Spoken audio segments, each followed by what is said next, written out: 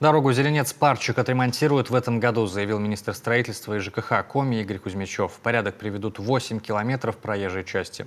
Местные жители ранее годами жаловались в администрацию Сыктывдина, писали в прокуратуру и республиканское ГАИ, но денег на дорогостоящий ремонт в районном бюджете как не было, так и нет. Помощь пришла от властей республики. Виктория Денисова выехала на место. Мы вынуждены с риском для жизни ездить по обочине аварийной дороги, и надежды на ее ремонт у нас не осталось. Речь об участке Зеленец-Парчик. Дорога словно после бомбежки. Ездят кто как, где по обочине, а где по встречке. У меня слов нету, у меня одни маты, так что без слов все обойдется. Вот так вот. Между Парчиком и Зеленцом. Год, наверное, 2 началась, вот и все. Тут за 2 года это все стало.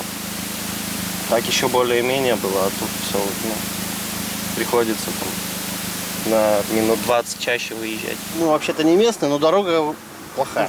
Ужас, да. Дорога ужасная просто. Что-то с этим делают, как-то борются? А пока тишина, что-то вроде обещают, а сейчас что-то пока ничего не делают.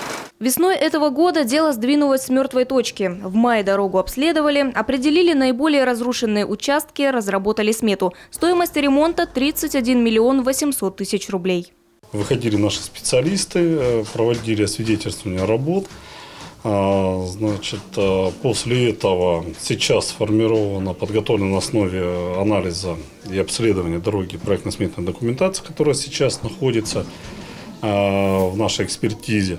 По итогам экспертизы объявят аукцион. По словам профильного министра, жители Зеленца и Парчига смогут ездить по отремонтированной дороге уже в этом году. В перспективе власти республики наведут порядок везде, где проходят школьные маршруты. Этим дорогам необходимо придать статус региональные, заявил Владимир Уйба. В этом случае можно рассчитывать на средства дорожного фонда. Чтобы наконец-то поставить точку вот на этом делении. Муниципальные, местные дороги. Дети у нас не делятся ни на местных, ни на муниципальных. Это наши дети, общие дети республиканские. И поэтому ответственность за ребенка абсолютно одинаковая. Что он едет по региональной дороге, что он едет по муниципальной. Но источник, повторяю, финансирования – это дорожный фонд. В следующие 2 года в нормативное состояние приведут 3700 километров дорог, по которым проходят школьные маршруты. По предварительным данным, эта ремонтная кампания обойдется в 5 миллиардов рублей. Виктория Денисова, Артем Соколов, телеканал Юрган.